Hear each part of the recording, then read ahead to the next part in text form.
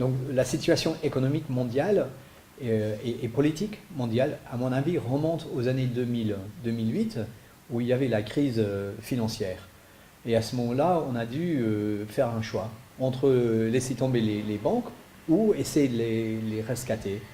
Donc on a investi beaucoup d'argent dans les banques, ce qui a entraîné une période d'austérité assez importante, qui a endommagé les communautés, les relations entre l'État et le peuple. Et le peuple s'est demandé pourquoi est-ce qu'on a sauvé toutes ces banques, enfin je dis à un niveau assez basique, parce qu'on a investi tout cet argent pour sauver ces banques, et puis après de faire la faillite au service public. Enfin là je parle aussi bien pour l'Angleterre que les États-Unis. Et à ce moment-là, vous avez plus ou moins les mêmes séquences d'événements qu'on a vus en 1929, quand il y avait la big crash.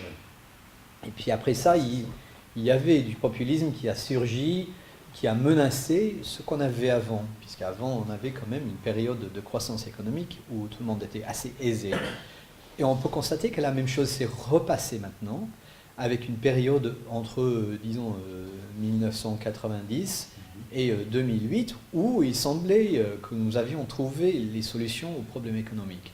2008 arrive, on entre dans une période de crise, et puis une période d'austérité où on a dû repayer les dettes qu'on a prises pour sauvegarder la situation en 2008. Et à ce moment-là, on arrive aux grandes décisions. Et au lieu de défendre la position internationaliste, où j'y crois vraiment, le consensus de Washington Consensus, qui a prévalu pendant plusieurs années, on s'est dit, mais c'est tellement évident qu'on n'est pas obligé de la défendre. Et on a oublié qu'il fallait les défendre. Il fallait défendre ces valeurs. Il fallait faire l'argumentation en faveur de l'immigration, en faveur des accords de libre-échange, en faveur de la liberté de mouvement, etc., etc. Et au lieu de faire la défense, on a laissé surgir les populistes. Les populistes qui ont dit, le problème c'est qu'il y a trop de mondialisation, il y a trop de libre circulation de l'argent, des personnes. Donc il faut limiter ça, il faut dire America first, il faut dire reprendre le contrôle, il faut dire les étrangers à l'étranger, etc., etc. On a aussi vu pendant les 2 ou 3 dernières années un flux d'immigrants qui traversaient la mer Méditerranée. Et l'Europe a vu l'arrivée des flux comme une inondation, un tsunami si vous voulez. Et il y a beaucoup de monde qui ont dit, c'est quoi le Royaume-Uni? C'est quoi l'identité nationale si on doit simuler toutes ces personnes qui viennent de l'étranger, qui parlent une autre langue, qui ont une autre religion, qui ont un autre point de vue mondial. Et au lieu d'essayer de les faire intégrer dans le pays, on les a repoussés. Et on a créé des ghettos. Donc ça a renforcé les différences entre, soi-disant, nous et eux.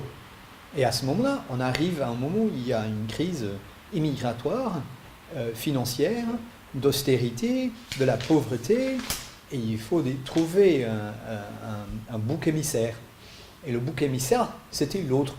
Et donc il y avait un surgit de populisme qui menace tous les accords internationaux, toutes les relations internationales, tous les ententes qu'on a passé une quarantaine d'années pour écrire, pour établir. Et donc quand je vois ça, je constate qu'effectivement on rentre dans une nouvelle période de l'histoire où ce qu'on prenait comme établi, fait établi, l'Union européenne, elle est menacée. Elle est menacée de l'intérieur avec du populisme en Hongrie, dans la Pologne, en Roumanie, en Italie, en Autriche, même au Royaume-Uni, même dans la France. Ouais. Donc d'un peu partout. Espagne. Et Espagne. Ouais. Et quand vous constatez le populisme, une partie du populisme, c'est le isolationnisme. Et l'isolationnisme, qui est vachement difficile à dire, entraîne aussi l'idée du séparatisme. Donc le concept de l'Écosse et de Catalonie, ça fait partie de ce changement de point de vue international, où on cherche à mettre à l'écart les étrangers, les soi-disant étrangers, les autres, les gens qu'on ne comprenne pas. Et là, on a le protectionnisme, le séparatisme, l'isolationnisme. Et là, on voit que Trump, il a triomphé dans les élections. On a eu le Brexit qui est dans le même genre. On a Catalogne en Espagne, on a l'Écosse. Donc effectivement, je trouve que c'est un nouveau contexte disruptif. Alors, qu'est-ce qu'on va faire? Comment va être notre réponse? On a deux choix devant nous. Ou on l'accepte et on se dit, bon, voilà, c'est la nouvelle réalité, il faut travailler avec. Ou, si on est un diplomate, un internationaliste, puisque si on est un diplomate, on est à force un internationaliste, ça va de soi. Il faut lutter contre l'idée de l'isolationnisme et du nationalisme pour dire, écoutez, on a déjà essayé ça, on a essayé 2 fois dans le XXe siècle, et ça a échoué les 2 fois. C'était vraiment un échec les 2 fois. Et ça a résulté, le résultat était 2 guerres mondiales. Donc pour nous, il faut redire les avantages de l'immigration. Il faut ressouligner l'importance des accords de libre-échange. Il faut ressouligner l'importance de la liberté de circulation, de mouvement des personnes.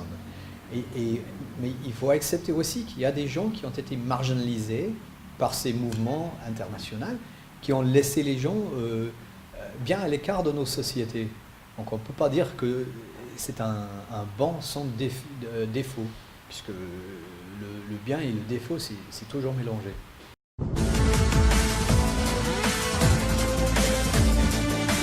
En premier lieu, on a des chiffres de l'Office d'échange qui montrent qu'effectivement en 2016, le Royaume-Uni était le 3e plus grand investisseur au Maroc. Enfin, ça m'a tellement surpris que j'avais demandé 3 fois à l'Office des échanges qu'il me le fasse. Voilà. Donc, effectivement, le Royaume-Uni n'est pas présent. Enfin, la présence est faible. Et depuis mon arrivée, j'ai dû un peu fouiller pour chercher la raison et une explication. Et à mon avis, c'est en partie historique. Puisque nous, en tant que Royaume-Uni, on n'a jamais vu l'Afrique du Nord comme un marché, soi-disant, naturel. Bon, bien sûr, on avait une relation très profonde avec l'Égypte, mais même en Égypte, le volume des échanges de commerce, c'est à 2,3 milliards de livres, qui n'est pas si différent que le volume d'échanges commerciaux entre les 2 royaumes, au Maroc et le Royaume-Uni. Vous pouvez constater que la différence entre l'échange entre le Royaume-Uni et Maroc et le Royaume-Uni et l'Égypte n'est pas si grand. Donc pourquoi? Alors je me suis demandé, puisque à mon avis, enfin, avant de répondre à la question pourquoi, je veux répondre à la question pourquoi pas. Et donc, quand je regarde le Maroc, vous avez du main-d'œuvre qui est assez bon marché. Vous êtes sûr, il n'y a pas de décalage horaire, vous êtes dans la même zone horaire. Vous êtes à 3 heures de vol. Il y a le port des Tanger Med qui va relier directement le Royaume-Uni et le Royaume du Maroc. Vous avez des produits qui ne sont pas en concurrence avec nos produits, des textiles, des produits agricoles, des voitures, etc. qui ne sont pas en compétition avec celles du Royaume-Uni. Donc il y a une complémentarité entre les 2 économies. Donc à mon avis, vous êtes une porte libre, ouverte. Et en plus, maintenant, vous avez un secteur financier qui est assez important. Vous êtes une portail envers l'Afrique. Vous êtes le 2e plus grand centre de finance en Afrique et vous avez des ambitions d'en être pour le monde aussi. Voilà, exactement. Donc il y a toutes les potentiels, les opportunités et les ouvertures pour les économies britanniques, les entreprises britanniques. Bon, je reviens à la première question. Pourquoi cette carence de présence britannique? En premier lieu, 86% des entreprises britanniques n'exportent pas, qui est un chiffre étonnant. Deuxièmement, on n'a pas de commerce, de manufacturing. Notre base de manufacturing est très très faible. Donc on a beaucoup de voitures, on fabrique beaucoup de voitures, mais ce sont des voitures japonaises. Voilà. Voilà, exact. Donc, ou italienne. Donc on a très très peu de manufacturing pour nous-mêmes. Donc, il nous reste évidemment Unilever, qui est quand même une grosse boîte, Shell, qui est comme une très grosse boîte, BP, Rolls-Royce. Donc ça existe encore de grandes entreprises britanniques. Voilà, des figureheads, des national champions, des champions nationaux. Mais jusqu'à présent, ils n'ont pas cherché à venir ici au Maroc. Puisque Shell, par exemple, ils cherchent une grande ressource. On va en parler de Sound Energy tout à l'heure, puisque si Sound Energy, ils réussissent avec le deuxième puits qu'ils sont en train de fourrer maintenant, il se peut que ça va être trop grand pour eux, donc là, ils vont chercher à avoir un sponsor plus grand. Donc déjà, on en a déjà parlé des complémentarités des deux économies. Donc notre manufacturing base est pas tout à fait apte à venir ici, puisque les conditions commerciales ne sont pas ici pour une présence britannique. Deuxièmement, je dis que l'histoire de la France ici a laissé quand même une empreinte assez profond, beaucoup plus profond. Moi, avant de commencer à lire l'histoire du Maroc, je suis venu ici 3 fois en tant que visiteur, et je croyais que la présence de l'Empire français a duré des centaines d'années. Mais quand je constate que le traité de Fès, c'était en 1912, et l'indépendance, c'était en 1956, c'est 44 années. Donc c'est quasiment rien. Mais en revanche, ils ont laissé vraiment ils sont super bien, profondément ancrés dans le système français, dans le système marocain.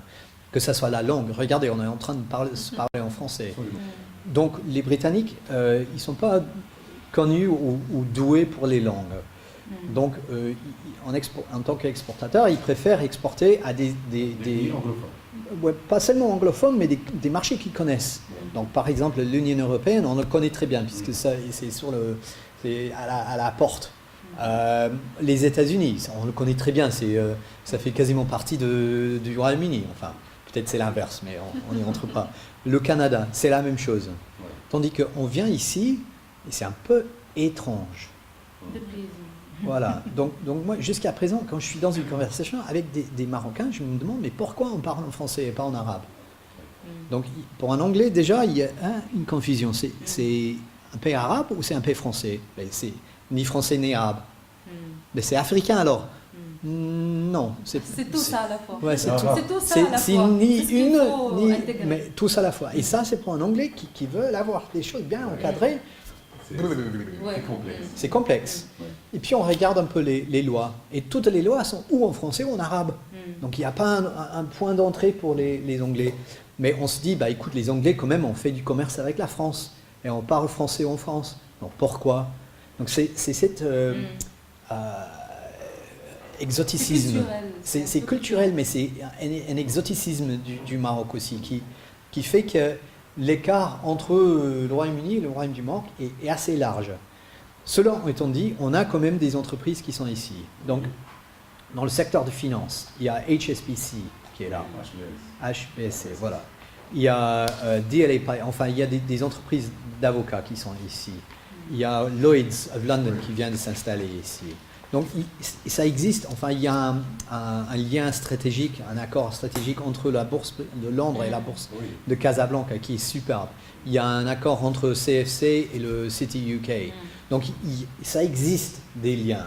Mais si on va faire un succès de Brexit, il faut absolument que le Royaume-Uni regarde ces marchés comme le Maroc, comme des marchés ouverts et disponible. Il faut absolument qu'on ait beaucoup plus de confiance pour y entrer.